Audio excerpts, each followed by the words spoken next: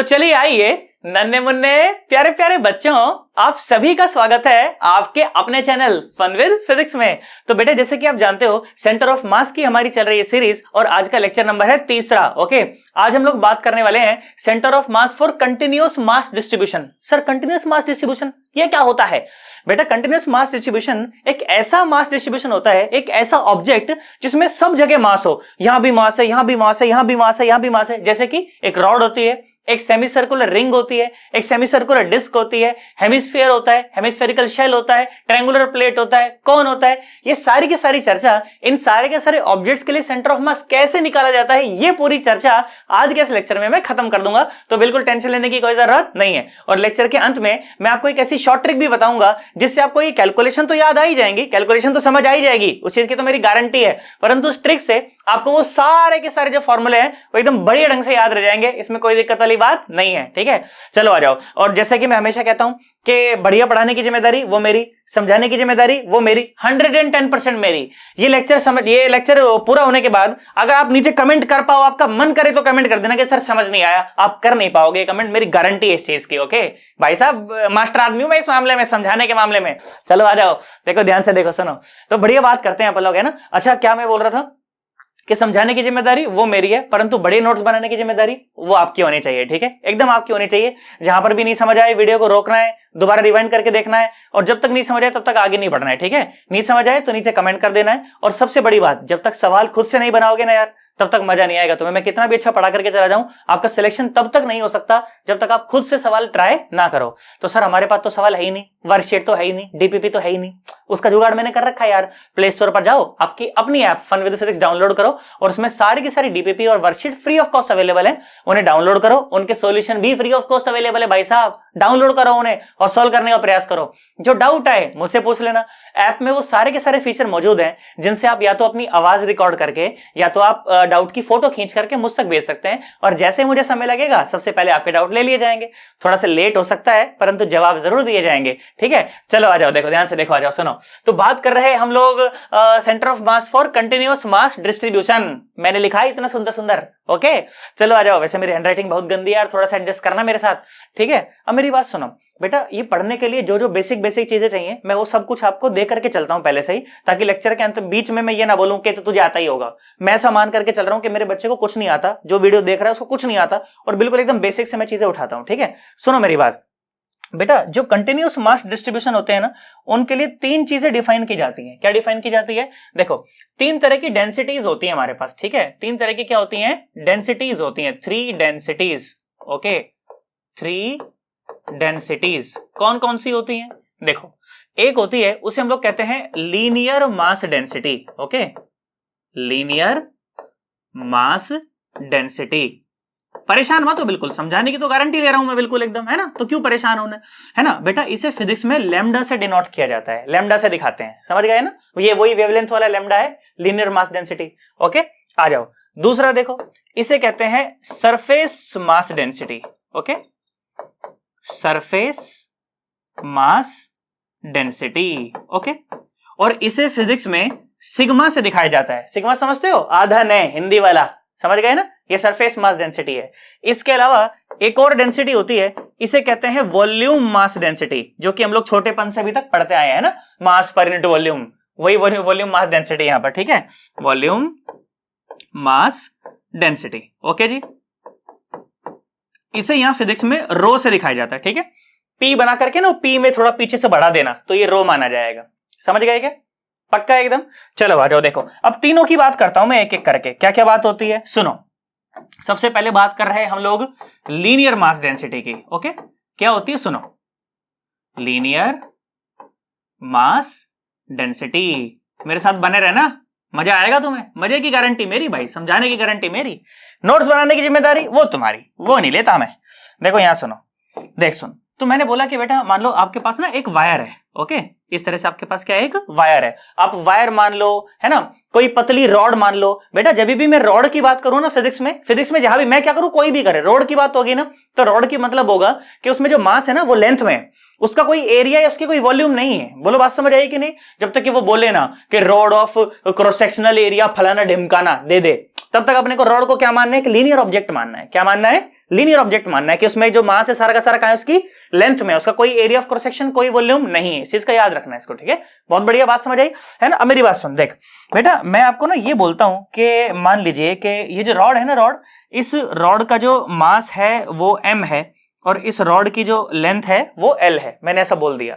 तो लैम्डा को कैसे डिफाइन करा गया? लैम्डा बोला गया कि लैम्डा इज डिफाइंड एज, ध्यान सुनना, ये जितनी सिंपल चीजें हैं ये उतनी ही पावरफुल चीजें हैं। ये ब्रह्मास्त्र दिए जा रहे हैं आपके तर्कश में कि निकाल निकाल के मारना जब सवाल है, ये खुपाच ये खुपाच ये खुपाच, ऐसे। हाँ समझ रहे हैं क्या? बहुत सिंपल बातें परंतु खतरनाक बातें। समझ मेरी बात ध्यान से। बोला गया कि linear mass density is equal to mass per unit length, ठीक है। It is defined as mass per unit length, माने इसकी लेंथ को अगर आप डिवाइड कर देंगे, मास को अगर डिवाइड कर देंगे आप लेंथ से, तो क्या मिल जाएगी आपको? लैम्डा मिल जाएगी। बच्चा बोला सर ठीक है, बात समझ आई, याद रह जाएगा ना, lambda is equal to mass per unit length, याद रह जाएगी। अब मेरी बात सुन, अच्छा यूनिट क्या बन जाएगी? यूनिट बन जाएगी केजी पर मीटर। बोल बात समझ आई। अब इंपॉर्टेंट बात वो सुन बेटा, एक चीज होती है फिजिक्स में, इसे कहते हैं एलिमेंट। क्या कहते हैं? एलिमेंट। एलिमेंट बेसिकली एक ऐसी शक्ल होती है जिसके रिपीटेशन से पूरा ऑब्जेक्ट दोबारा बनाया जा सके। अब सोच करके देखो, मान लो एक रॉड है ये, ठीक है, इस रॉड को मुझे दोबारा बनाना है। एलिमेंट माने वो बेसिक चीज, जैसे हमारी बॉडी है, हमारी बॉडी के कुछ एलिमेंट्स हैं, है ना। अब जैसे हमारा जो सनातन है वो तो ये कहता है कि धरती, वायु, पृथ्वी, अग्नि, आकाश, इनसे मिलकर हमारी बॉडी बनी है। और साइंस हमारी कहती है कि भाई साहब कार्बन के मॉलिक्यूल से मिलकर के बनी है। तो कार्बन क्या हो गया? वो कार्बन हमारी बॉडी का एलिमेंट है ना, एक एलिमेंट है वो बेसिकली, जिससे मिलकर के पूरी बॉडी बन जाती है, जिससे मिलकर के पूरा शरीर बन जाता है, उसे एलिमेंट कहते हैं। तो इसका एक एलिमेंट मैंने माना, मैंने बोला कि मान लो एक ऐसा टुकड़ा है, ये टुकड़ा है इसका एलिमेंट, देख यहां ले आता हूं मैं, है ना, ये टुकड़ा है क्या इसका एलिमेंट। सोच, अगर ऐसे ऐसे टुकड़ों को अगर मैं लाइन से जोड़ दूं, ऐसे ऐसे टुकड़ों को अगर मैं लाइन से जोड़ दूं, तो हमें समझ आ जाएगा कि हाँ ये रोड पूरी बन जाएगी। बच्चा बोला हाँ सर बात सही है। अब देख ध्यान सुनना, मैंने क्या बोला, मैंने क्या काम करते हैं कि यहां से कहीं भी मैं एल ऊपर चला गया और एल ऊपर जाकर के मैंने एक डीएल मोटा, देख इतना मोटा, ये देख रहा है, ये है ना, मैंने बोला कि ये डीएल मोटा मैं एक एलिमेंट मान लेता हूं। एलिमेंट माने एक ऐसी शक्ल जिसके रिपीटेशन से पूरा ऑब्जेक्ट दोबारा बनाया जा सके, ठीक है। डीएल मोटा एक एलिमेंट मान लेता हूं। मुझे एक बात बताओ, पूरी रॉड में तो मास है एम, तो जो छोटा सा एलिमेंट है क्या उसमें कंप्लीट मास आ जाएगा या थोड़ा सा ही आएगा? थोड़ा सा ही आएगा। तो इसलिए इसको मैंने बोल दिया डीएम। बेटा फिजिक्स में जब क्वांटिटी के आगे डी लग जाता है तो उस डी का मतलब होता है छोटा सा। डी का क्या मतलब होता है? छोटा सा। बच्चा बोला सर ठीक है, बात समझ आई। तो बेटा सुन, इस छोटे से एलिमेंट के लिए ध्यान सुनना, ये जो छोटा सा एलिमेंट जो मैंने यहां बनाया है ना, इस छोटे से एलिमेंट के लिए अगर लैम्डा डिफाइन करना पड़ेगा तो lambda will be equal to dm by dl. बोल तेरे को मेरी बात समझ आई कि नहीं आई? बोल आया कि नहीं आया? अच्छा कभी कभी किताबों में आप इसे ऐसे भी पढ़ोगे। कैसे पढ़ोगे? ऐसे पढ़ोगे। क्या? ध्यान सुनना, बोला कि भाई कहीं भी आप लोग क्या गए, एक्स ऊपर चले गए। कहां चले गए आप? एक्स ऊपर चले गए या वाई ऊपर चले गए, और बोला वाई ऊपर जाकर के आपने एलिमेंट माना, तो कैसे लिखोगे फिर उसे? फिर ऐसे लिखा जाएगा। ध्यान सुनना, क्या बोला कि यहां से कहीं भी वाई ऊपर चले गए और वाई ऊपर जाकर के एक डीवाई मोटा एलिमेंट हमने मान लिया। कैसा एलिमेंट मान लिया?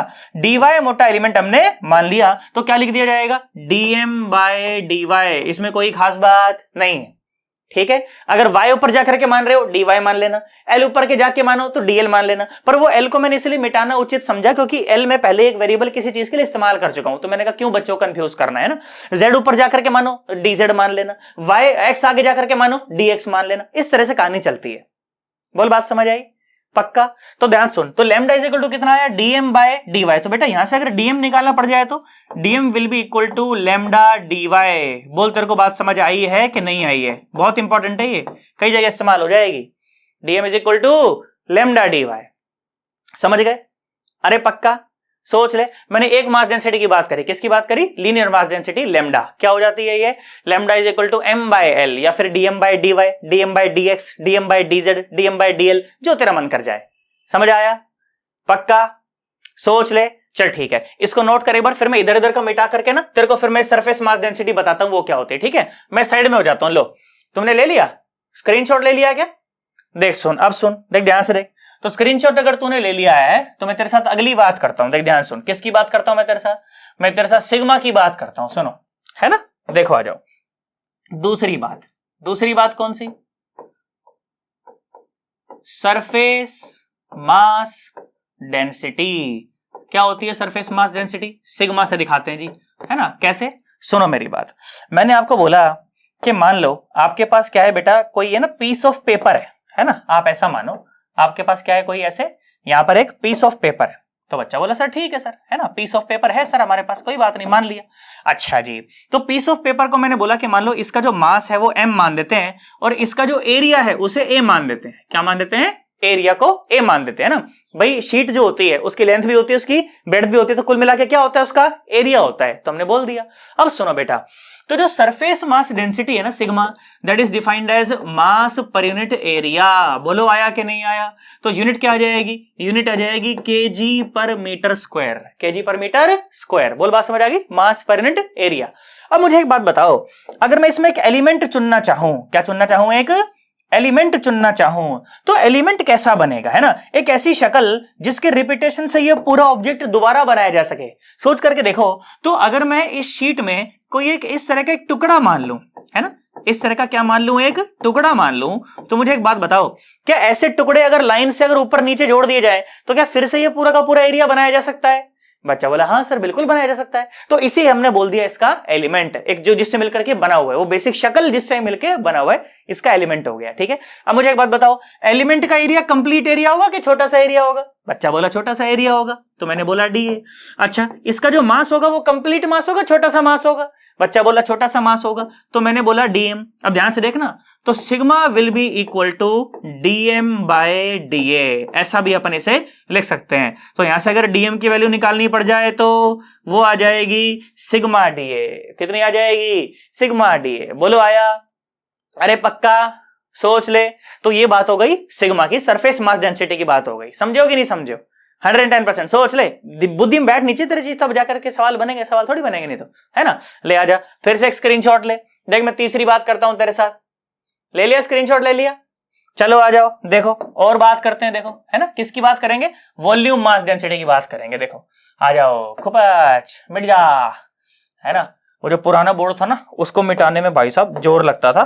बोर्ड जो था ना, वो कौन सा अपना चौक बोर्ड जो था, उसमें तो मेरे प्राण निकल जाते थे। 4-4 बार 5-5 बार मिटाता था, तब जाकर के साफ होता था वो, है ना। ये जल्दी हो जाता है वैसे, है ना। वॉल्यूम मास डेंसिटी, ओके, ये क्या होती है वो सुन फटाफट से, फिर मैं तेरे को सवालों के ऊपर लेकर के चलता हूं, मजा तो उन्हीं में आएगा, है ना। सुनो जी, मैंने आपको बोला कि एक क्या है अपने पास, मान लो कोई 3D ऑब्जेक्ट में यहां पर ऐसे मान लेता हूं, ठीक है। ध्यान सुनना, देखो अच्छा लगेगा तुम्हारे को। देखो, है ना, मैंने बोला कि मान लो अपने पास ये एक ऑब्जेक्ट है, ठीक है, क्यूब मान लिया जैसे मैंने। तो बताओ क्यूब में देखो क्या होता है, क्यूब में उसकी लंबाई भी होती है, उसकी चौड़ाई भी होती है, उसकी ऊंचाई भी होती है। तो इसका मतलब क्यूब की कोई ना कोई वॉल्यूम होती है भाई। जब लंबाई भी है, चौड़ाई भी है, ऊंचाई भी है, तो क्या है? उसकी वॉल्यूम है। बोल बात समझ आ गई? पक्का? सवालों में सर क्या मानेंगे? सर कब रो मानेंगे, कब सिग्मा मानेंगे? आप देख लेना कि अगर आप उसमें कोई चीज भर सकते हो तब तो उसमें क्या मान लेना? रो मान लेना, नहीं तो क्या मान लेना? सिग्मा मान लेना। देख लेना कि मास कहां पर है उसका। अगर मास उसकी वॉल्यूम में भरा हुआ है तो आप मानना रो, अगर एरिया पे फैला हुआ है तो आप मानना सिग्मा, अगर लेंथ में बिखरा हुआ है तो आप मानना रो। ऐसे होता है काम। समझ गए क्या? पक्का? आ जाओ सुनो, देखो ध्यान से देखो। तो मैंने क्या बोला? मैंने बोला कि मान ले बेटा कि m है इसका मास और v है इसकी वॉल्यूम।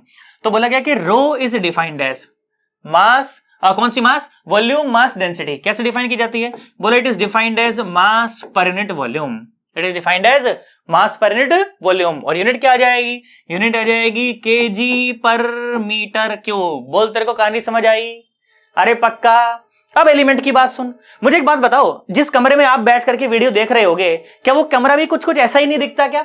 हाँ, हो सकता है वो क्यूबॉइड हो या कुछ भी हो, पर वो कमरा कुछ कुछ तो ऐसा दिख रहा होगा। अब ये मत बोल देना सर हमारा कमरा तो हेक्सागन है, अब बताओ क्या करोगे, है ना। नॉर्मली जो कमरे होते हैं या तो वो क्यूब जैसे होते हैं या तो क्यूबॉइड जैसे होते हैं, ऐसे ही होते हैं ना।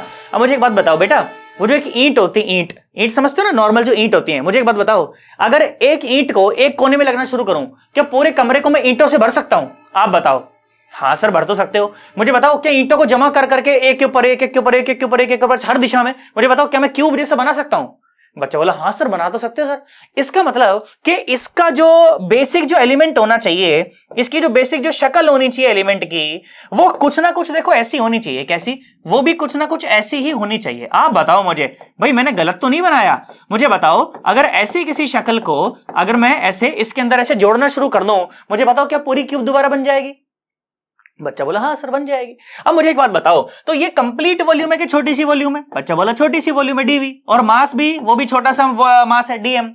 जब भी किसी चीज के आगे डी लग जाए छोटी सी हो जाती है, ठीक है। तो इसके लिए रो कैसे डिफाइन किया गया? इसके लिए रो डिफाइन किया गया डीएम बाय डीवी, है ना। तो डीएम क्या निकल करके आया? डीएम निकल करके आया रो डीवी। बोल तेरे को कहानी समझ आई? अरे पक्का। तो ये बात हो गई किस किस की? लीनियर मास डेंसिटी की, सरफेस मास डेंसिटी की और वॉल्यूम मास डेंसिटी की। तीनों मैंने आपके साथ बात करी जल्दी से एकदम तुरंत एकदम। बोल तेरे को कहानी समझ आई कि नहीं आई? तीनों याद रहेंगे तो सवाल बनेंगे, नहीं तो सवाल नहीं बनेंगे। बोलो आया? अरे पक्का सोच ले। मैं तेज तो नहीं पढ़ा रहा हूं, नीचे कमेंट करके बताना नहीं सर तेज तो नहीं लग रहा। ये लग रहा है तो बता देना आया बहुत तेज पढ़ा रहा है ना। वैसे मैं तेज नहीं पढ़ा रहा हूं, सही पढ़ा रहा हूं, है ना। बहुत आया क्या? पक्का। चल ठीक, आ जाओ, इसको नोट करो, बड़े ढंग से स्क्रीनशॉट लो, मैं आगे बढ़ाता हूं चर्चा। ले लिया क्या? स्क्रीनशॉट ले लिया? अरे पक्का सोच ले। साइड में जाता हूं ना, तू बोलेगा स्क्रीनशॉट कहां लेने दे रहा मास्टर, स्क्रीनशॉट बीच में मुंडी फंसा दी अपनी, घंटा स्क्रीनशॉट लूंगा मैं बीच में। आया क्या? अरे पक्का। चल ठीक है, सुन देख, आ जाओ जी, बढ़िया बात करते हैं ना, कुछ बढ़िया फॉर्मूले की बात करता हूं मैं। तेरे को एक बार ना रिकैप देता हूं, थोड़ा सा रिकैप देता हूं, याद करना मेरी बात को, याद करना कि आपने सर ऐसे ही बताया था, है ना। देख सुन बेटा, अगर मैं तेरे को ऐसा बोलूं, मैं एक जैसे अगर मैं एक फ्रेम ऑफ रेफरेंस बनाऊं इस तरह से, यहां पर ध्यान से देखना, पूरा फोकस यहीं लो। देखो मैंने बोला कि मैंने यहां पर एक फ्रेम ऑफ रेफरेंस बना दिया। क्या बना दिया? Frame of reference. ये एक्स एक्सिस है, ये वाई एक्सिस है और ये जेड एक्सिस है। तो बच्चा बोला सही है सर, आपकी बात समझ आ रही है सर, है ना। और देखना ध्यान से देखना भाई, पूरा फोकस यहीं, पूरा फोकस यहीं, फोकस लूज नहीं करे कोई बच्चा, देखो है ना, यहां बैठो, फोकस लूज नहीं करना। देख मैंने बोला कि मान लो अपने पास क्या है ना, ऐसे बहुत सारे मासेस थे। मैं आपको रिकैप दिखा रहा हूं, चीज का। देख मैंने बोला कि हमारे पास क्या था ना बेटा, हमारे पास बहुत सारे मासेस थे। बच्चा बोला ठीक है सर, है ना। मैंने बोला मान लो यहां पर कोई मास था m1 मास था, यहां पर कोई मास था m2 मास था, यहां पर कोई मास था m3 मास था। ऐसे करते करते हमारे पास n मास थे। कैसे मास थे? n मास थे। बोल बात समझ आ गई? तो ये जो है ये r1 वेक्टर, वो है m1 की पोजीशन को बताने वाला पोजीशन वेक्टर। ऐसे r2 वेक्टर क्या है? m2 मास का पोजीशन वेक्टर। ऐसे ही r3 क्या है? r3 वेक्टर m3 मास की पोजीशन को बताने वाला उसका पोजीशन वेक्टर। और ऐसे ये rn वेक्टर। बोलो बात समझ आई? अरे पक्का। तब याद करो आप कि बेटा जो XCOM आता था, सेंटर ऑफ मास का जो x कोऑर्डिनेट आता था, याद करें आप, उस समय क्या आता था? वो आता था m1 x1 plus m2 x2 और अप टू कहां तक जाते थे बताओ? हम लोग जाते थे mn xn और नीचे डिवाइड बाय बोलो m1 प्लस m2 और कहां तक करना है? mn तक करना है। आप बताओ क्या सेंटर ऑफ मास का x कोऑर्डिनेट यही आता था? बच्चा बोला सर यही आता था। हाँ जी बिल्कुल आता ही था, उसमें क्या है बे, है ना। अगर मैं सेंटर ऑफ मास के y कोऑर्डिनेट की बात करूं, आप मुझे बताइए क्या वो यही आता था? m1 y1 plus m2 y2 और ऐसे ऐसे बताओ कहां तक ये आ जाएगा? mn yn, है ना। और डिवाइडेड बाय कितना आ जाएगा? m1 प्लस m2 और कहां तक? mn तक आ जाएगा। यही आता था पक्का। और इसी तरह से जो सेंटर ऑफ मास का जो z कोऑर्डिनेट आता था ZCOM, वो बताओ वो कितना आता था? वो आता था m1 z1 plus m2 z2 और बोलो बोलो बोलो कितना आता था? mn zn और divided bye m1 plus m2 और अप टू mn। आप मुझे बताइए क्या तीनों फॉर्मूले यही होते थे, कुछ और होते थे? बच्चा बोला सर बिल्कुल यही होते थे, है ना। अब बेटा मेरी बात सुन, यहां जो सारे के सारे जो मासेस हैं, आप देखो अलग अलग आप उन्हें आइडेंटिफाई कर सकते हो, वो आइडेंटिफाइबल है। वो एक मास यहां रखा सर, एक हीरा एक हीरा एक हीरा, है ना। तो डिस्क्रीट मास सिस्टम जो होते थे, जिस इससे पहले वाली जो वीडियो थी इसमें मैंने सब बातें आपके साथ करी थी, उसमें क्या था ना, ये सारे के सारे जो मासेस थे भाई साहब, ये कैसे थे? डिस्क्रीट मास थे, आइडेंटिफाइबल मास थे कि सर ये एक मास हीरा एक हीरा एक हीरा एक हीरा, है ना। बढ़िया है भाई साहब, बात समझ आ रही। परंतु आज जिन मास के बारे में हम बात कर रहे, वो आप क्या आइडेंटिफाई नहीं कर सकते आप? सर कैसे, सर कैसे? मेरी बात सुन, ध्यान सुन, तेरे को बहुत अच्छा लगेगा भाई साहब। अच्छा लगा नहीं तो आया हूं मैं यहाँ, और मैं क्या करने आया हूं यहाँ, है ना। देख सुन, हुई हुई और हुई, ठीक है। अब सुन देख, मैंने बोला कि मान ले ये है एक्स एक्सिस और ये है वाई एक्सिस और ये है जेड एक्सिस, समझ आई? अरे पक्का। अब ध्यान सुनना, अब मैंने क्या बोला, मैंने बोला भाई साहब मेरे पास ना एक पान का पत्ता है, पान का पत्ता। पान का पत्ता समझते हो क्या? अरे समझते हो कि नहीं समझते हो भाई साहब? पान का पत्ता लो, मैं यहां बना देता हूं, लो। नहीं समझते होगे, कई बच्चे नहीं समझते होंगे, है ना। पान का पत्ता, सर यहाँ पान का पत्ता कहां से आ गया? सुन तो सही मेरी बात। देख, मैंने बोला भाई साहब यहां है हमारे पास एक ठो पान का पत्ता। बोलो बात समझ आ गई?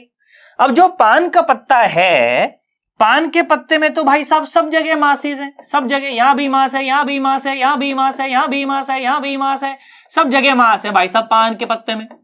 बोल आया कि नहीं आया भाई साहब? पान का पत्ता समझ लो, नहीं तो कान के नीचे दो मारूंगा मैं। आ रहा है ना? अरे पक्का। अब देख, ध्यान देने वाली बात ये बेटा, इसमें क्या है, सब जगह मांस है बेटा, सब जगह मांस है। तो आप आइडेंटिफाई कर ही नहीं सकते कहां M1 है, कहां M2 है, कहां M3, भाई पता ही नहीं। और सोचे n का नंबर मतलब यहां पर इनफाइनाइट निकल जाएगा ऐसे। मतलब आप सोचो अगर छोटे छोटे टिंकू टिंकू मास आप मानो, तो भाई साहब पान के पत्ते में तो ऐसे इनफाइनाइट मास निकलेंगे, क्या बिगाड़ लोगे, कैसे जोड़ लोगे? तो बच्चा बोला सर बात तो साहब मतलब सही कह रहे हो सर, बिल्कुल एकदम से तो गड़बड़ हो जाएगी सर। तब मेरी बात ध्यान सुनना आप। अब आपको मैं फॉर्मूले वो देने जा रहा हूं जिनसे आप आगे के सवाल बनाएंगे। इन्हीं फॉर्मूलों को, ये जो डिस्क्रीट मास सिस्टम के लिए थे ना, इन्हीं फॉर्मूलों को अब मैं कंटिन्यूस मास सिस्टम में ट्रांसफर कर रहा हूं। तो आप बोलोगे मजा आया। बोल आया कि नहीं आया? है ना, आएगा ऐसा बोलोगे आप, मजा आया। अभी क्या बोलूं, मजा आया ही नहीं। भी अब सुन, अब आएगा, देख ध्यान सुनना। देख पूरा फोकस है 110%। देखो है ना, कंसेप्ट बनने जा रहा अब, है ना। तो पूरा फोकस यहीं रखेगा भाई हर एक बच्चा, है ना। देख इधर सुन, क्या बोला मैं बेटा, ध्यान सुनना भाई। 110% पूरा फोकस, एकदम पूरा फोकस चाहिए मेरे को, ठीक है। देख सुन, मैं क्या बोला, मैं बोला कि एक काम करते हैं हम लोग ना, यहां पर कहीं, मुझे नहीं पता ये कहां है, मैंने कहा हम क्या करते हैं, हम यहां पर कहीं एक छोटा सा मास मान लेते हैं, है ना। सही पेन से बनाता हूं ताकि तेरे को सही लगे, है ना। हम यहां पर कहीं एक ठो छोटा सा मास मान लेते हैं, ठीक है। और वो जो छोटा सा जो मास है, उस मास को हम लोग बोल देते हैं कि ये डीएम मास है। ये क्या है? डीएम मास है, डीएम मास। बोलो बात समझ आ गई? अरे पक्का, कोई खास बात तो नहीं है, 110% समझ आ रहा है अपने को? देख ले, पक्का पक्का। अब ध्यान सुनना बेटा, अब मैं क्या करने जा रहा हूं, ये एक्ससीएम, वाईसीएम और जेडसीएम का जो फॉर्मूला है, मैं इसको देखो कैसे इधर ट्रांसफर करता हूं कंटिन्यूअस मास सिस्टम में, ठीक है ना। अब ध्यान सुनना, एक्ससीएम की बात करता हूं सबसे पहले आपके साथ। देखो एक्ससीओएम, एक्ससीओएम, बोलो बात समझ आ गई? बच्चा बोला हाँ सर। तो ध्यान से देख बेटा, तो यहां पर क्या करा हुआ है ना, यहां पर मास की और उसके एक्स कोऑर्डिनेट की मल्टीप्लाई की हुई है। क्या की हुई है? मास की और उसके एक्स कोऑर्डिनेट की मल्टीप्लाई की हुई है। तो बच्चा बोला सही है सर, बात समझ आ गई, है ना। मैं ऐसा बोल देता हूं कि मान लो कि इसका जो एक्स कोऑर्डिनेट है वो क्या मान देते हैं, कुछ भी एक्स वाई जेड मान देते हैं, ठीक है। चलो मैंने क्या बोला, एक्स है, वाई है और जेड है। बोलो बात समझ आ गई? ये एक्स वाई जेड क्या है? ये डीएम मास के कोऑर्डिनेट हैं। और डीएम मास क्या है भाई साहब? सुई की नोक के बराबर का मास है। ध्यान सुने, मैं क्योंकि चेंज करूंगा इन चीजों को बाद में, है ना, डेफिनेशन को चेंज करूंगा। अभी मैं एक्स वाई जेड को क्या बोल रहा हूं, अभी मैं कह रहा हूं कि एक्स वाई जेड जो है वो डीएम मास के पोजीशन कोऑर्डिनेट है। और डीएम मास क्या है? ये सुई की नोक के बराबर का मास है। समझना इस बात को, ठीक है। बच्चा बोलो सही सर। तो देख प्रोडक्ट में यहां बेसिकली क्या किया हुआ है, हर एक टर्म में क्या किया हुआ है, उस मास का और उसके एक्स कोऑर्डिनेट का मल्टीप्लाइड है। तो देख मैंने यहां पर करा, क्या करा भाई, मैंने मास का और उसके, ध्यान सुनना, उसके एक्स कोऑर्डिनेट का मैंने क्या करा, मल्टीप्लाई करा। मैंने वही तो करा, कुछ और नहीं करा। अब मुझे एक बात बताओ, यहां तो भाई 2 4 5 10 20 मास होंगे, तो ऐसे जोड़ पाना पॉसिबल था। यहां पर तो अनंत मास है। तो जहां पर जोड़ना, जहां पर समेशन विफल हो जाती है, जहां समेशन नहीं करा जाता, वहां क्या करा जाता है, वहां करा जाता है इंटीग्रेशन। क्या करा जाता है? इंटीग्रेशन। जहां समेशन बिल्कुल हाथ खड़े कर ले कि मुझसे ना हो रहा हो, नहीं हो पाएगा, वहां पर कौन काम करता है? वहां पर इंटीग्रेशन काम करती है। कौन काम करती है? इंटीग्रेशन काम करती है। तो लो जी, इंटीग्रेशन, ये बात। ऊपर की टर्म लिख दी तूने सारी की सारी, क्या कर दी, ऊपर की टर्म तूने लिख दी सारी की सारी। बोल बात समझ आई?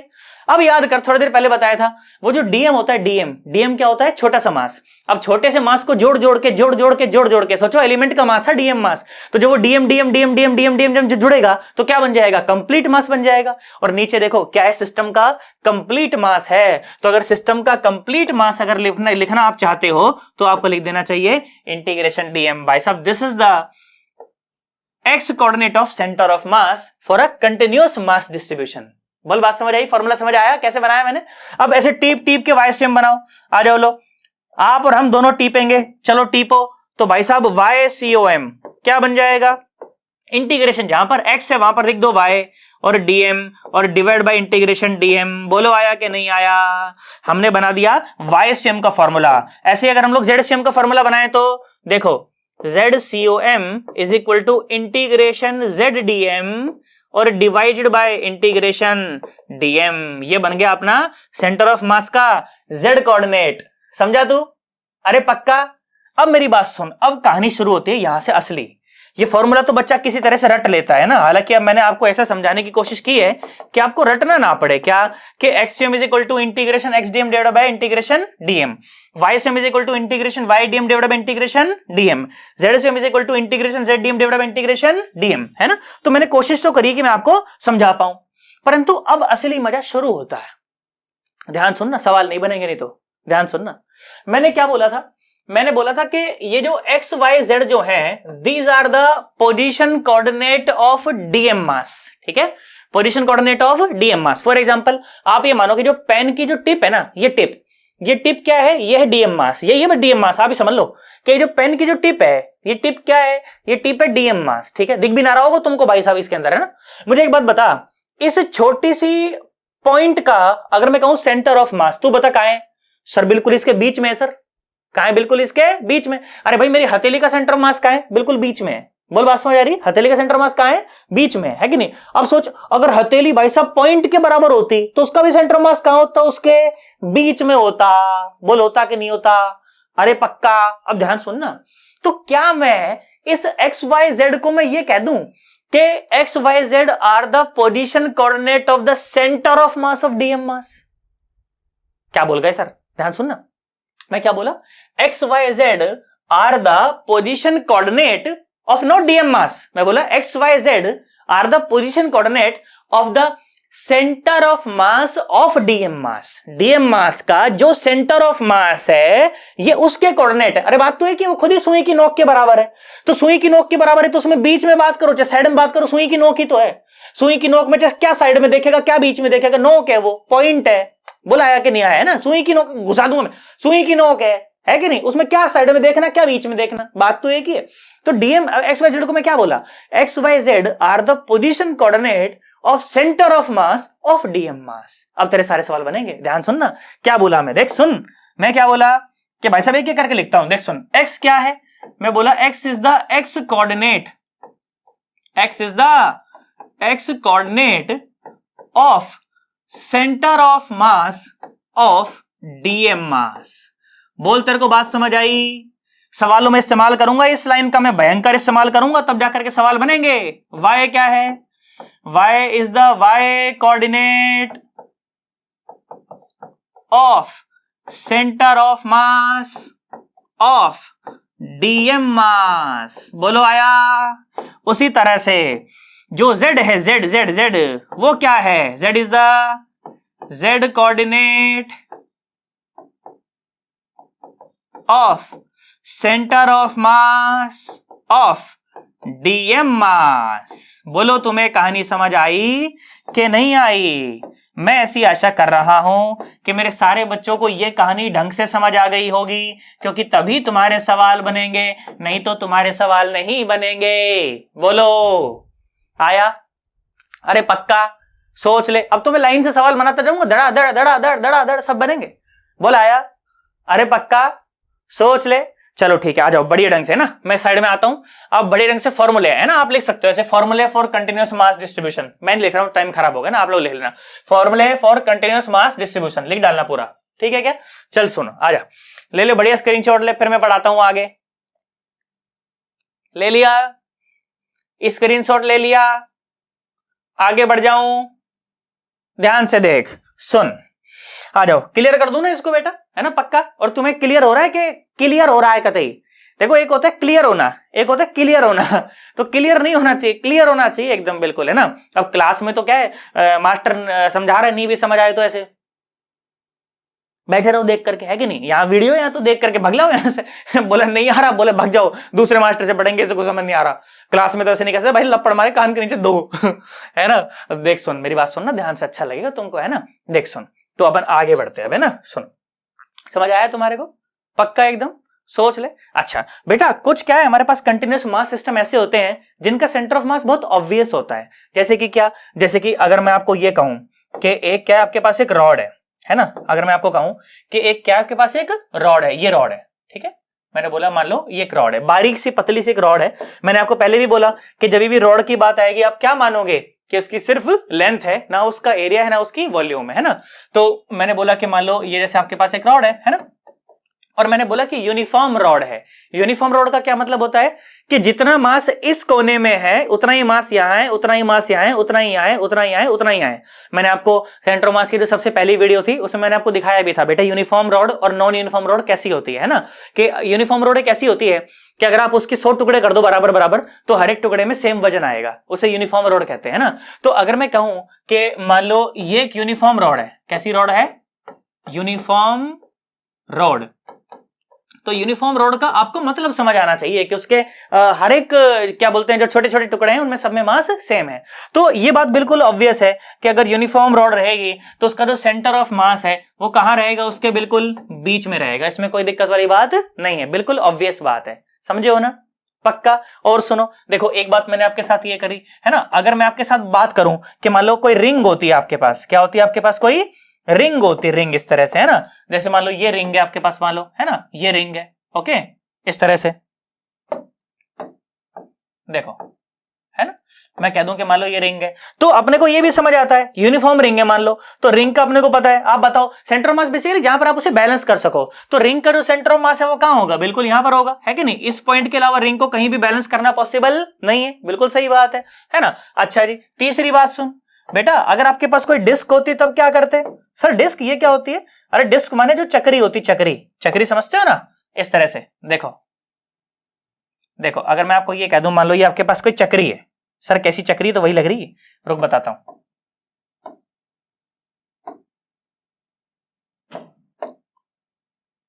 देखो जब मैं ऐसे ऐसे कर दूं ना तो आप समझ जाना कि ये डिस्क बना रहे हैं सर, क्या बना रहे हैं, डिस्क, बीच में से भरी हुई बनाई है। तो बीच में से भरी भी होती तो हमारा क्या जाता, हमें तो पता है कि इसका सेंटर ऑफ मास तो वही होना था जहां पर इसे होना चाहिए, तो कहां पर आएगा इसका सेंटर ऑफ मास, इसका सेंटर ऑफ मास बिल्कुल यहां बीच में आ जाएगा, है ना। ये क्या है, एक ये है एक डिस्क, ओके, और ये क्या है, एक ये है एक रिंग, ओके।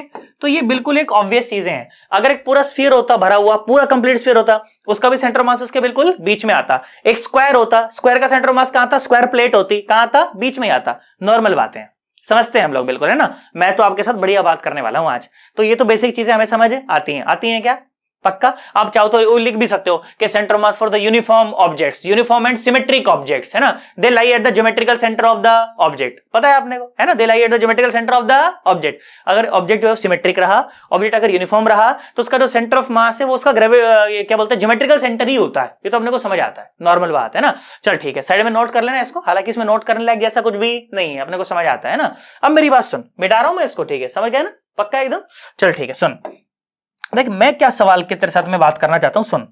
मैंने बोला कि हमारे पास बेटा एक नॉन यूनिफॉर्म रॉड है, कैसी रॉड है, नॉन यूनिफॉर्म रॉड है, मैं बनाता हूं, देख सुन। मैंने बोला कि हमारे पास है एक ठो नॉन यूनिफॉर्म रॉड, ठीक है, मोटा मत मानना इसे, तो मैं जानबूझ के बना रहा हूं, लंबी है रॉड है, मतलब लंबी है, कोई एरिया वेरिया नहीं है उसका, है ना। देख सुन, तो मैंने बोला अपने पास क्या है, कोई यूनिफॉर्म रॉड है, मतलब नॉन यूनिफॉर्म रॉड है ना, ये रॉड मैंने आपको बनाई यहां पर ऐसे, और मैंने बोला कि उसकी जो मास डेंसिटी है लैम्डा वो ऐसे वेरी कर रही है। मैंने बोला मान लो अल्फा एक्स स्क्वायर, है ना, अभी कुछ भी हो सकती है, alpha plus beta x square हो सकती है, alpha x plus beta x cube, कुछ भी हो सकती है, मेथड सेम रहेगा, जो मैं मेथड बता रहा हूं मेथड वही रहेगा, है ना। ये कोई रॉड है और बोला जा रहा कि इस रॉड की जो लेंथ है वो है एल, क्या है, इसकी रॉड की जो लेंथ है वो है एल, ठीक है। अब बोला गया कि इस नुक्कड़ से, अगर इस नुक्कड़ पर अगर हम लोग क्या मान लें, ओरिजिन मान लें, तो सवाल ये बोला जा रहा है, क्या बोला जा रहा है, सवाल सुने कि फाइंड आउट द पोजीशन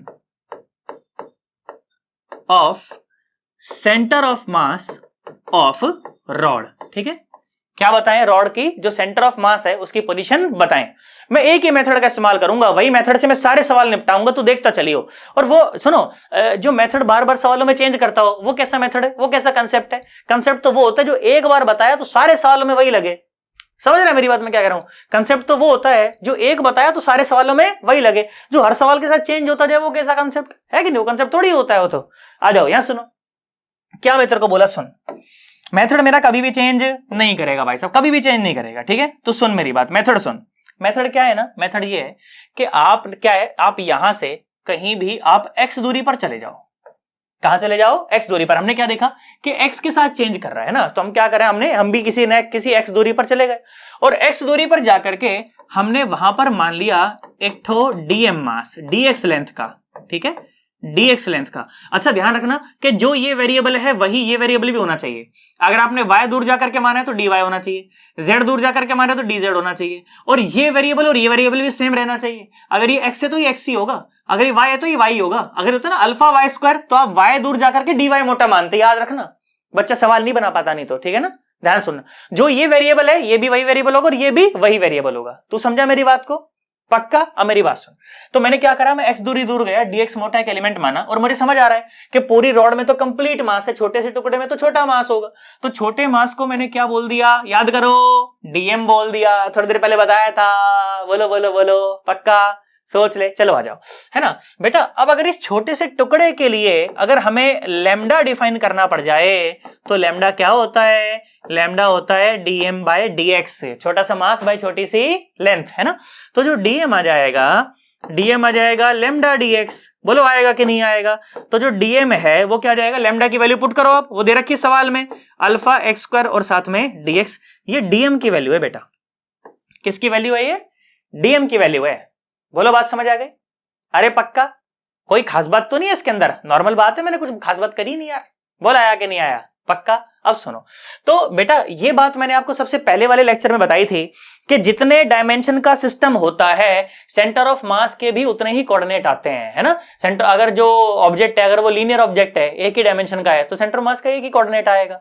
अगर क्या बोलते हैं, ऑब्जेक्ट के दो डायमेंशन है, लंबाई भी है चौड़ाई भी है, तो सेंटर मास के दो कोऑर्डिनेट आएंगे। अगर ऑब्जेक्ट जो है वो 3D ऑब्जेक्ट है, कोई साला कोई मान लो कोई स्फीयर है, हेमिस्फीयर है, मान लो कोन है कि नहीं, या सिलेंडर है, तो ये 3D ऑब्जेक्ट होते हैं। क्यूब है 3D ऑब्जेक्ट है, तो जिस तरह के मतलब जितने डायमेंशन होंगे सेंटर मास के उतने ही कोऑर्डिनेट आएंगे। तो ये तो लीनियर ऑब्जेक्ट है, इसके तो लेंथ में ही है सारा मास वास, है ना? तो सेंटर मास का एक ही कोऑर्डिनेट आएगा, है कि नहीं? तो मैं एक कोऑर्डिनेट निकाल देता हूं, वो भी x में मान रखा है, तो सेंटर मास का एक ही कोऑर्डिनेट आएगा, xcom, है ना? तो चलो आओ xcom देखो, देख सुन, तो xcom क्या आएगा सुन। अब ये भी हमने थोड़ी देर पहले फॉर्मूला बनाया कि जो xcom है that is equal to x dm और डिवाइडेड बाय इंटीग्रेशन dm। तू समझा? अरे पक्का? अब सोच देख फॉर्मूले में क्या क्या है और क्या क्या चाहिए। सुन, फॉर्मूले के लिए हमें पहले इंटीग्रेशन डीएम चाहिए। क्या चाहिए? Integration dm. Integration DM basically rod का कंप्लीट मास है, जो कि यहां पर नहीं दे रखा। यहां पर हमें कंप्लीट मास देने की बजाय उसकी जो मास डेंसिटी है वो दे दी है, ठीक है? तो उससे निकाल देंगे हम लोग कंप्लीट मास, कोई खास बात नहीं है। सुनो, इंटीग्रेशन डीएम का क्या मतलब है? इंटीग्रेशन डीएम का ये मतलब है, integration dm is equal to integration alpha और एक्स स्क्वायर और साथ में डीएक्स। अल्फा तो कांस्टेंट है, इंटीग्रेशन से बाहर आ जाएगा, है ना? तो इंटीग्रेशन से बाहर आप उसे निकाल दो, तो ये आ गया m, है ना? कंप्लीट मास, जीरो से कुछ भी m, ये कंप्लीट मास है। सामने देखो अल्फा बाहर आ गया और अंदर बचा हुआ है एक्स स्क्वायर और साथ में dx। जिसके साथ d लगा होता है उसी का इंटीग्रेशन होता है। यहां पर लिखा हुआ है dx, माने इंटीग्रेशन किसका है? x का। अब x क्या है? x बेसिकली इस एंड से और मास की दूरी है। सोचो कम से कम मास हमें यही मिल सकता था, यहां पर भी माना जा सकता था डीएम, और डीएम यहां भी माना जा सकता है, ना उसके बाद माना जा सकता है ना उससे पहले। मतलब कि x की वैल्यू 0 से लेकर और l तक हो सकती है, ना उसके ज्यादा हो सकती है ना उसके कम हो सकती है। बच्चा बोला सही है सर। तो x की लिमिट क्या लगी? 0 से लेकर और l तक की लग गई, लिमिट लग गई, है ना? तो जो कंप्लीट मास है बेटा वो कितना आ गया? सुन, ये आ गया अल्फा और एक्स स्क्वायर डीएक्स का इंटीग्रेशन x की क्यूब बाय 3। तो upper limit minus lower limit करेंगे तो क्या आ जाएगा? l की क्यूब और बाय 3। ये आ गया आपका कंप्लीट मास। इंटीग्रेशन डीएम की वैल्यू आ गई है। अब इंटीग्रेशन डीएम के जगह पे मैं डायरेक्टली ये लिख सकता हूं, क्या? Alpha L cube by 3 direct लिख सकता हूं मैं। समझ आया? पक्का? आ जाओ, देखो ध्यान से देखो, आ जाओ सुनो। तो देख XCOM, तो XCOM is equal to integration x और डीएम की वैल्यू, इंटीग्रेशन डीएम नहीं डीएम की वैल्यू ये पुट करनी है। कितनी आई? ये आई अल्फा एक्स स्क्वायर और dx और divide by integration dm. Integration dm तो मैं सॉल्व कर चुका हूं, वो तो मैं डायरेक्ट लिख सकता हूं, क्या? अल्फा एल क्यूब और डिवाइडेड बाय 3, है ना? तो 3 ऊपर चला गया यहां पर, है ना? तो देख XCOM कितना आ गया देखो, है ना। ये थोड़ा ढंग से लिखता हूं मैं, नहीं तो तुम कंफ्यूज आ जाओगे, अल्फा बना दिया मास्टर ने, है ना। देख सुन, XCOM देखो, तो ये आ गया 3/अल्फा और L क्यूब तो आ गया बाहर, और ऊपर भी देखो अल्फा कांस्टेंट है ना, तो अल्फा बाहर आया और अंदर क्या बचा हुआ है, x की पावर 3 और dx, और लिमिट अगेन वही 0 से और L तक, क्योंकि x का इंटीग्रेशन है ना। सोच, एक अल्फा ने एक अल्फा को मार दिया। क्या तुम्हें कहानी समझ आ गई? पक्का? तो देख ध्यान से देख, तो जो XCOM की जो वैल्यू आ गई वो आ गई, बोलो कितनी आई? वो आई 3/L क्यूब, और अंदर देखो इंटीग्रेशन देखो क्या बना हुआ है, ये बन जाएगा x की पावर 4/4, और 0 से और L तक की लिमिट लग गई, है ना। 0 से और L तक की क्या लग गई? लिमिट लग गई। उसे R मत पढ़ लेना भगवान के लिए यार, है ना, मेरे साथ बने रहना, कहीं पता चले नोट करते चला R बना रहे हो उसको यार, है ना। देख सुन, तो L हो गया, है ना। चलो जी ध्यान से देख सुन, आ जाओ, तो देखो क्या बन गया ये XCOM, देखो तो 3/4, ये 4 बाहर आ गया, है ना, तो 3/4, और ये बन गया नीचे L क्यूब, और साथ में ये क्या हो जाएगा, L पावर 4 हो जाएगा, ये कट जाएगा, तो जो XCOM आ गया वो आ गया 3/4L, ठीक है। ये हो गया आपका सेंटर ऑफ मास का x coordinate. That's how we solve the problem. अब ये मास डेंसिटी कुछ भी हो सकती थी, तो आंसर जो है वो चेंज हो जाएगा। तेरे लिए होमवर्क सवाल पहला आज का, है ना। आओ सुनो, HW1, देख सुन, नीचे कमेंट करना सर कि HW1 का सर ये आंसर है।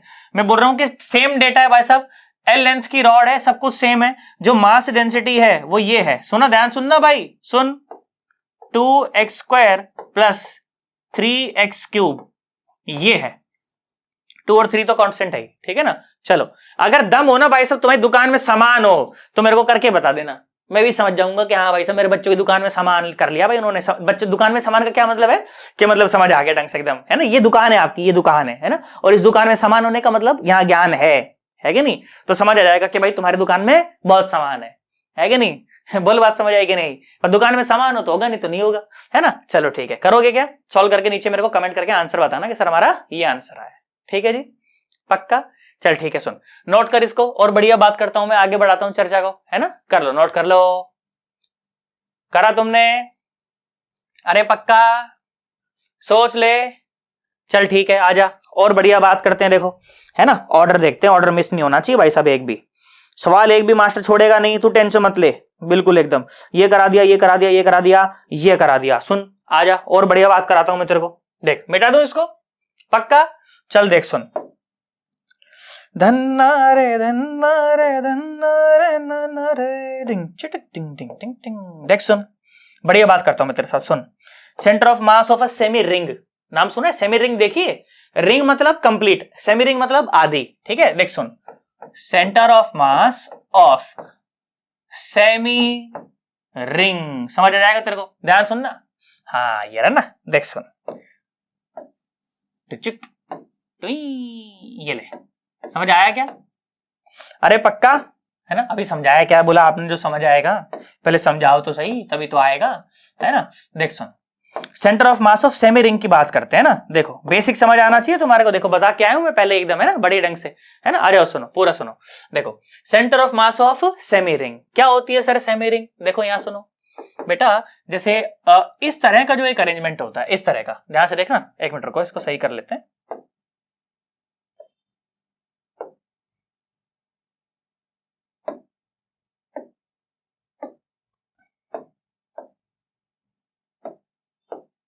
देख बेटा, सेमी रिंग की बात करता हूं मैं तेरे साथ, है ना। देखो क्या है सेमी रिंग, सेमी रिंग मतलब कुछ ऐसी, समझ गए क्या? अरे पक्का, रिंग का जो आधा होता है ना उसे सेमी रिंग कहा जाता है। मैं ऐसी आशा करूं आपको समझ आया। मैं इसे थोड़ा सा और बड़ा बना लेता हूं ताकि आपको और मैं एक बढ़िया क्लियर पिक्चर दे पाऊं आपको, है ना। देखो सुनो, सेमी रिंग की बात करते हैं, ये देखो कुछ है किस तरह का, समझे हो क्या? अरे पक्का, अब ध्यान सुनना, मैं क्या बोला, मैं बोला कि बेटा ये जो सेमी रिंग है ना आपके पास, इसकी जो रेडियस है वो आपको दे दी गई है, ठीक है।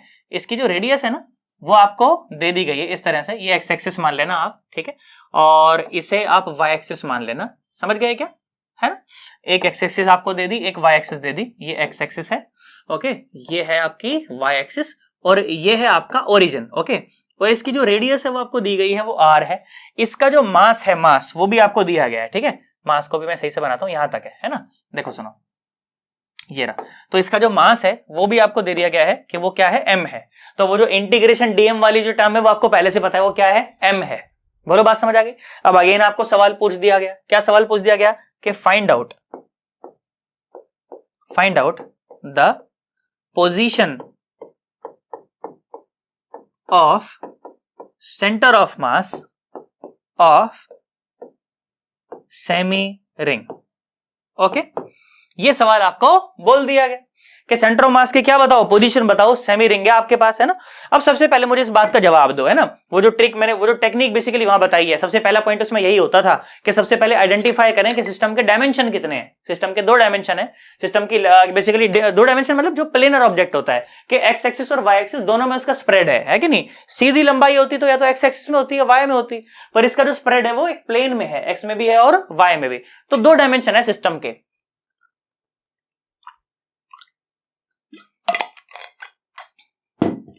है कि नहीं, पक्का।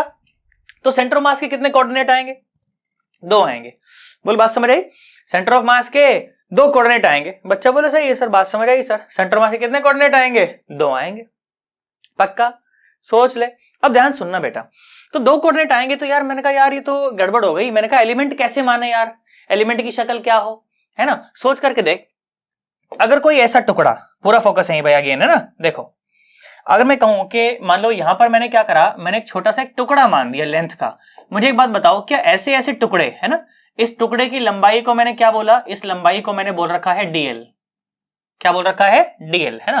तो अगर ऐसे ऐसे टुकड़े, मान लो अगर मैं जोड़ता चला जाऊं, एक टुकड़ा एक टुकड़ा एक टुकड़ा एक टुकड़ा, ऐसे ऐसे मैं टुकड़े जोड़ता चला जाऊं, तो क्या मेरा काम बन जाएगा। क्या ये पूरी सेमी रिंग दोबारा बनाई जा सकती है।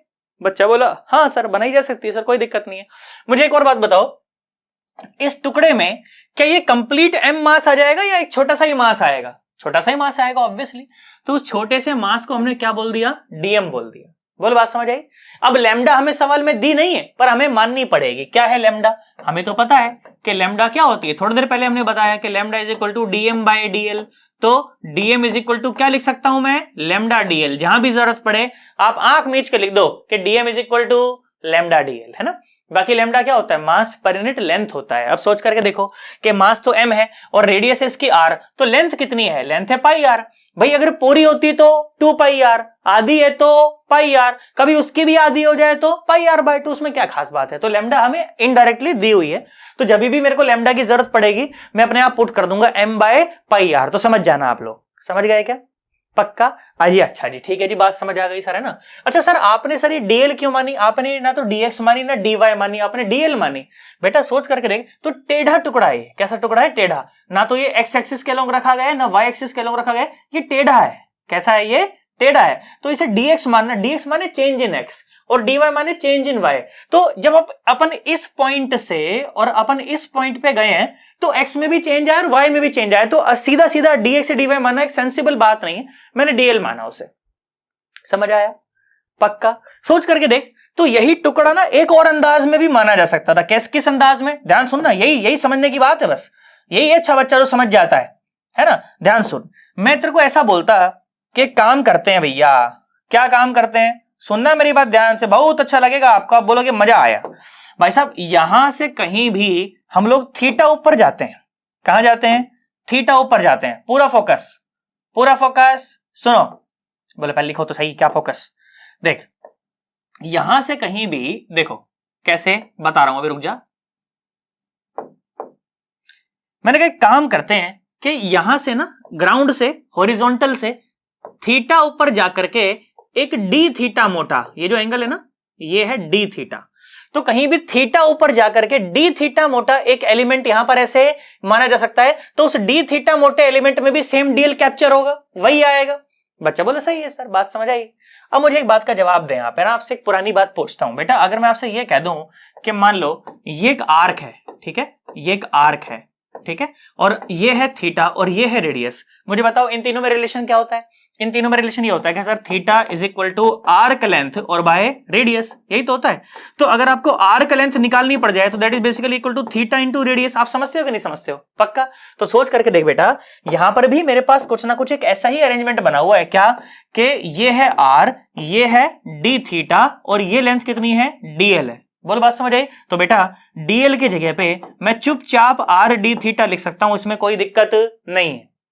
तू समझा ना मेरी बात, मैं मिटाने वाला हूं ये सब चीजें, तू बता समझा कि नहीं समझा, कहीं नोट करके लेना इसको, क्या कि DL is equal to R D theta, आज के बाद हमें याद होना चाहिए, DL is equal to circular arc में DL is equal to R D theta, दोबारा नहीं बताऊंगा, बोला आया DL is equal to R D theta, बच्चा बोला सही है सर, बात समझ आ गई, मिटा दूं ना इसको, पक्का ध्यान सुन, ले आजा। तूने मारी एंट्रियां रे दिल में बजी घंटियां रे डिकड़ डिकड़ डिक डिकड़ डिकड़ डिक, सुन देख ध्यान से देख, सुन है ना। तो क्या मैं तेरे को बोला, ये क्या कर दिया मैंने, कुछ लिखा था क्या यहाँ पे, सब मिट गया है ना, रुक जा दोबारा लिख देता हूँ तेरे लिए, है ना, वो तो चाहिए ना मेरे को, इंपॉर्टेंट चीज है वो तो, क्या कि क्या लिखा था मैंने कि lambda is equal to dm by dl, है ना, तो dm is equal to lambda dl, ये लिखा था, और डीएल की जगह क्या लिखा था बोल, dl is equal to R D theta, है ना, तो जो डीएम आ गया, डीएम आ गया लैम्डा आर डी थीटा, बोल आया कि नहीं आया, अरे पक्का, सोच ले। अब ध्यान से सुन बेटा, ये जो डीएम है, अब इस डीएम के एक्स और वाई कोऑर्डिनेट की बात करते हैं, है ना, अब क्या करते हैं, डीएम के एक्स और वाई कोऑर्डिनेट की बात करते हैं, बच्चा बोला सही है सर, कर लो सर, अब आपकी मर्जी तो करोगी, है ना, अरे यही प्रोसेस है भाई, है ना, देख सुन, तो बेटा यहां कहीं ना कहीं आप समझो इसका जो सेंटर ऑफ मास है वो कहीं ना कहीं यहां अपने को मिलेगा, तो ये तो हो गया उसका एक्स कोऑर्डिनेट और ये हो गया उसका वाई कोऑर्डिनेट, तो समझा, अरे पक्का, सोच बेटा देख ध्यान से देख, तो ये जो लंबाई है ये तो आर है, ये तो क्या है, आर है, सोच अगर ये आर, बेटा डी थीटा जो है ना, डी थीटा अगेन सुई की नोक के बराबर मोटा है, बिल्कुल इतना सा मोटा है, ठीक है, तो थीटा में और थीटा प्लस डी थीटा में कोई फर्क नहीं है, आप उसे थीटा मान सकते हो, है ना, सोच, तो अगर ये आर है तो ये है आर का कॉस थीटा, ये भी आर का कॉस थीटा, मतलब कि जो एक्स का एक्स कोऑर्डिनेट आया, एक्स कोऑर्डिनेट कितना है, एक्स क्या है, एक्स है आर का कॉस थीटा, है ना, ये जो एक्स है यहां से यहां तक ये इतना, ये जो x है ये क्या है, आर का कॉस थीटा, अगर ये आर है ये थीटा था तो ये आर का कॉस थीटा, और ये आर का साइन थीटा, है ना, ये आर का साइन थीटा, तो जो y है, y क्या है, y है आर का साइन थीटा, तो अब हमें क्या निकालना है, XCOM और YCM निकालना है, हालांकि जो XCOM है वो 0 आएगा, मुझे पहले से पता है, तेरे को ये करने के बाद तेरे को भी बता दूंगा, तुझे देखते समझ आ जाएगा कि ये तो पक्का 0 आएगा, ठीक है, पर एक बार तेरे को करके दिखाता हूं, ठीक है, सुनो मेरी बात, आ जाओ। तो सबसे पहले XCM की कैलकुलेशन आपको दिखाता हूं, फिर उसके बाद ये खत्म हो जाएगा, फिर आप स्क्रीनशॉट लेना, फिर इसको मिटा के YCM की कैलकुलेशन दिखाऊंगा, ठीक है, सुनो जी, आ जाओ। तो XCOM क्या है, इंटीग्रेशन XDM, है ना, इंटीग्रेशन XDM और डिवाइडेड बाय इंटीग्रेशन DM, बोला आया, अरे पक्का, सोच ले, है ना, चलो आ जाओ, सुनो, तो वैल्यू पुट करो, चलो, तो जो XCOM आया ना बेटा वो आया इंटीग्रेशन, चलो x की वैल्यू कितनी है, r cos थीटा, और DM की वैल्यू आप पहले से निकाल करके बैठे हो, वो क्या है, लैम्डा आर डी थीटा और डिवाइड बाय इंटीग्रेशन DM, मतलब कि इंटीग्रेशन, अच्छा इंटीग्रेशन DM का क्या मतलब है, अबे वो तो कैपिटल M है, पूरा मास है, तो ये आपको दे रखा है पहले से, तो क्या करूं, उसको लिखने की कोई जरूरत नहीं है ना, देख ध्यान से देख, तो जो इंटीग्रेशन DM है उसकी जगह तो मैं चुपचाप क्या लिख सकता हूं, उसका टोटल मास लिख सकता हूं, परेशान होने की कोई जरूरत नहीं है, आ जाओ। तो जो XCOM आया वो आया, देख आर स्क्वायर बाहर आया, लैम्डा बाहर आया, और अंदर क्या बचा हुआ है, cos थीटा और d थीटा, और नीचे यहां पर बचा हुआ है m, है ना, जो कांस्टेंट चीज है वो इंटीग्रेशन से बाहर ले ली जाती है, अब रेडियस तो जो है वो कांस्टेंट ही है, लैम्डा तो है वो कांस्टेंट ही है, यहां पर पिछले सवाल में लैम्डा वेरिएबल थी, या लैम्डा कांस्टेंट है कि नहीं, आ जाओ। थीटा देखो, थीटा यार, है ना, जिसके साथ d होता है उसी का क्या होता है, इंटीग्रेशन, और जिसका इंटीग्रेशन है उसी की क्या लगेगी, लिमिट लगेगी, समझ आता है हमारे को, पक्का समझ आता है ना, अब मेरी बात ध्यान सुनना, पूरा फोकस यहीं बेटा, है ना, तो थीटा की लिमिट सर कैसे लगाएं, सोचो, आपको क्या करना होता है ना, इंटीग्रेशन में पूरा ऑब्जेक्ट दोबारा बनाना होता है, सोचो क्या यही सेम एलिमेंट क्या यहां नहीं माना जा सकता था, यहां भी मान सकते थे, और क्या यही सेम एलिमेंट क्या यहां नहीं माना जा सकता था, हाँ यहां भी मान सकते थे, परंतु ना इसके नीचे मान सकते, ना इसके नीचे मान सकते, सोच अगर ये एलिमेंट सरक करके यहां आए तो थीटा हो जाएगा 0, ये थीटा है ना, यही तो थीटा है यार, तो ये एलिमेंट सरक करके यहां है तो थीटा हो जाएगा 0, और ये सरक करके पीछे चला जाए तो थीटा हो जाएगा 180, बोला आया, तो लिमिट क्या लगी, 0 से और 180 तक की लग जाएगी लिमिट, है ना, तो 0 से और 180 मतलब के पाई तक की लग जाएगी लिमिट, समझ आया, पक्का, चलो आ जाओ। तो जो XCOM आ गया वो कितना आ गया, वो आ गया lambda are square by m, और cos थीटा का इंटीग्रेशन माइनस साइन थीटा, और 0 से पाई तक की लिमिट लग जाएगी, बोलो बात समझ आ गई, 0 से पाई तक की लिमिट लग जाएगी। अब देखो अंदर माइनस है ना, तो क्या directly lower limit minus upper limit कर सकते हैं, है ना। तो यह जाएगा lambda are square by M, और देखो यह जाएगा साइन 0 माइनस ये हो जाएगा साइन पाई। और जो नॉन मेडिकल के बच्चे हैं वो तो ये बात समझते ही हैं। क्या समझते हैं, ट्रिग्नोमेट्री में उनको पढ़ाया जाता है क्या, कि जो साइन एन पाई होता है वो 0 होता है। एन मतलब 0, 1 पाई, 2 पाई, 3 पाई, 4 पाई, 5 पाई, 6 पाई, एन की वैल्यू है ना, सारे के सारे क्या होते हैं, 0 होते हैं, है ना। अब तू सोच करके देख बेटा, तो ये जो सारा साइन 0 है ना, ये जो साइन 0 है ये क्या है 0, साइन पाई भी क्या है 0, तो जो XCOM है वो कितना आ जाएगा बेटा 0 आ जाएगा। क्या आ जाएगा 0 आ जाएगा XCOM। और मैंने तेरे को पहले भी बोला था XCOM क्या आएगा 0। सर आपको कैसे पता था सर, रट रखा था क्या आपने, रट नहीं रखा था, देख के समझ आ जाता है। समझाता हूं तेरे को, सुन देख बेटा, जो ओरिजिन है ना, ओरिजिन, तो सोच जितनी वायर इधर है ना उतनी ही वायर इधर भी है, उतनी ही वायर इधर भी है। सो जितनी वायर प्लस एक्सिस में है उतनी ही वायर माइनस एक्स एक्सिस में भी है। समझ रहा है क्या, जितनी प्लस एक्स एक्सिस में वायर है उतनी ही माइनस एक्स एक्सिस में भी वायर है। मतलब जितना प्लस एक्स एक्सिस में मास है उतना ही माइनस एक्स एक्सिस में भी मास है। तो मतलब कि सेंटर मास बिल्कुल बीच में आएगा, कहाँ आएगा, बिल्कुल बीच में। और बीच में आएगा मतलब एक्स में तो यहां आएगा, तो मतलब कि एक्स में सेंटर मास क्या आने वाला था 0 आने वाला था। वाई में नॉन 0 आएगा और पॉजिटिव आएगा। सर आपको कैसे पता, ध्यान सुन। तो अगर वाई के अबाउट अगर मैं देखना चाहूं, सोच जितना प्लस वाई में मास है उतना माइनस वाई में नहीं है ही नहीं भी मास यहां पे, है कि नहीं। और हमें तो पता है कि सेंटर ऑफ मास कहां होता है, हेवियर मास की तरफ शिफ्टेड होता है। इसका मतलब कि सेंटर मास यहां बीच में नहीं होगा, सेंटर मास कहीं ना कहीं यहां शिफ्टेड मिलेगा ऊपर की तरफ। तो पक्का पक्का सेंटर मास जो यहां आने वाला है, एक्स में तो 0 और वाई में कुछ भी आएगा पर वो पॉजिटिव आएगा पक्का पक्का 110%, और प्लस वाई एक्सिस में ही आएगा। ये भी समझ आता है, बोल आया, अरे पक्का निकाल के दिखा दूंगा, डोंट वरी, अभी कैलकुलेशन करा ही रहा हूं मैं। समझ आया ना, पक्का सोच ले। चल ठीक है, आ जा, बड़ी रंग से इसको नोट करो, है ना। ये जो लॉजिक बताया था मैंने, लॉजिक लिखना, इसको बाद में काम आएगा, आपको 10 जगह काम आएगा। इसको नोट करो। एक बार मैं आपको YSCM की कैलकुलेशन और देता हूं, है ना। सुनो, स्क्रीनशॉट लो, बढ़िया सा ले लिया, अरे पक्का सोच ले। चल आजा, सुन देख, YSCM की बात करता हूं मैं, देखो, है ना। इसको मिटा देता हूं मैं यहां से, देख सुन। ओ तूने मारी एंटियां रे, दिल में बजी घंटियां रे, टन टन। देखो सुनो, जिए तो जिए कैसे है बिना आपके, लगता नहीं दिल कहीं बिना आपके, जिए तो जिए कैसे है बिन आपके। सुनो, ये क्या लिख दिया, हमें बताया तो है नहीं। सुन, integration Y DM divide by integration DM, यही फॉर्मूला होता है। तो मैंने वाई की वैल्यू पुट कर दी कितनी, आर साइन थीटा, और डीएम की वैल्यू पुट कर दी कितनी, लैम्डा आर डी थीटा, और नीचे इंटीग्रेशन डीएम, वो तो क्या आएगा, एम ही आएगा। समझ आता है। और लिमिट लगा दी 0 से पाई तक। समझ रहे हो ना क्यों लगाई है, आपको पता ही है ना। अब आ जाओ, सुनो देख, तो देख YCOM, देख जो आता है उसे लिख। तो देख लैम्डा बाहर आया आर स्क्वायर और डिवाइड बाय एम, और अंदर बचा हुआ है देखो साइन थीटा डी थीटा, और 0 से पाई तक की लग गई लिमिट। बोल बात समझ आई, पक्का।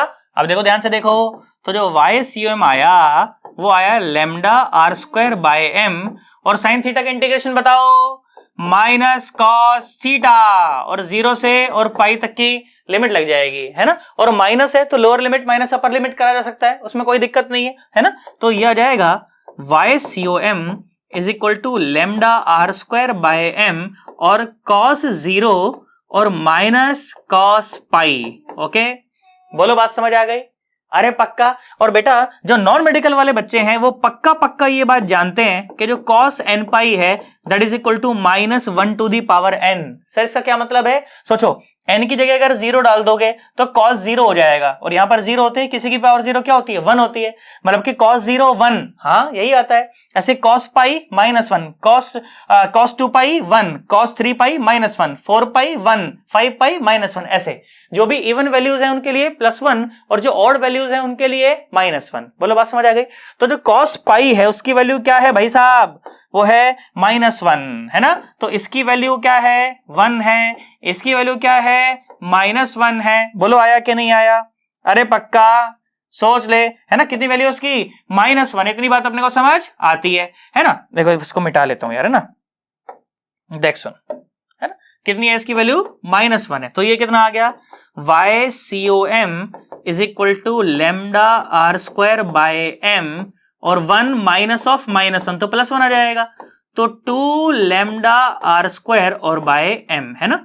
पर हमें लैम्डा दिया हुआ नहीं था, हमने माना था, तो हमें लैम्डा की वैल्यू पुट करनी पड़ेगी। अब कोई भी आंसर कभी भी अननोन के टर्म में नहीं दिया जाता, नोन के टर्म में दिया जाता है, ठीक है। तो ये कितना आ जाएगा? ये आ जाएगा 2 और into R square by m, तो पहले सही है ना। चलो लैम्डा की वैल्यू, लैम्डा क्या होता है? मास पर यूनिट लेंथ, तो मास पर यूनिट लेंथ, आप बताओ यहां से यहां तक की लेंथ कितनी है, आप बताओ? वो है पाई आर, टोटल होती तो 2 पाई आर, पर ये आधी है तो कितनी? पाई आर, है ना। तो ये आ गया पाई और साथ में आर, बोल आया? अरे पक्का, है ना। तो ध्यान से देख, तो एक एम ने एक एम को मार दिया, एक आर ने भी एक आर को मार दिया, तो आंसर आया 2r बाय पाई। देख आया ना, बोलो पॉजिटिव आया नहीं आया? पक्का एकदम, सोच ले। तो मेरे को पहले से पता थी ये बात, है कि नहीं? एनालिसिस होता है क्या। अब आपसे कोई अगर पूछे कि सेमी रिंग के सेंटर ऑफ मास के कोऑर्डिनेट बताओ, तो फाइनल आंसर आप क्या रिपोर्ट करोगे कि x में तो 0 और y में 2r बाय पाई। बोलो कहानी समझ आई कि नहीं आई? आ गई? पक्का। तो कहां लाई करता है centre of mass? Centre of मास कहीं ना कहीं यहां लाई करता है। और कोऑर्डिनेट कितने हो जाते हैं उसके, बताओ? अभी भी बताए गए कितने हो जाते हैं कोऑर्डिनेट? शाबाश, बताओ भाई साहब, बोलो। ये आ जाते हैं 0 और साथ में 2r बाय पाई, ये कोऑर्डिनेट आते हैं इसके। याद रखना, सवालों में काम आएंगे तुम्हारे ये। बाकी आखिरी में मैं आपको एक शॉर्ट ट्रिक बता दूंगा, तो याद हो जाएंगे आपके सारे के सारे। तो समझा? पक्का? सोच ले। चलो ठीक है, आ जाओ, बढ़िया सा स्क्रीनशॉट ले लो, आगे बढ़ते हैं, उसके बाद चर्चा को आगे बढ़ाते हैं। करो, छापो।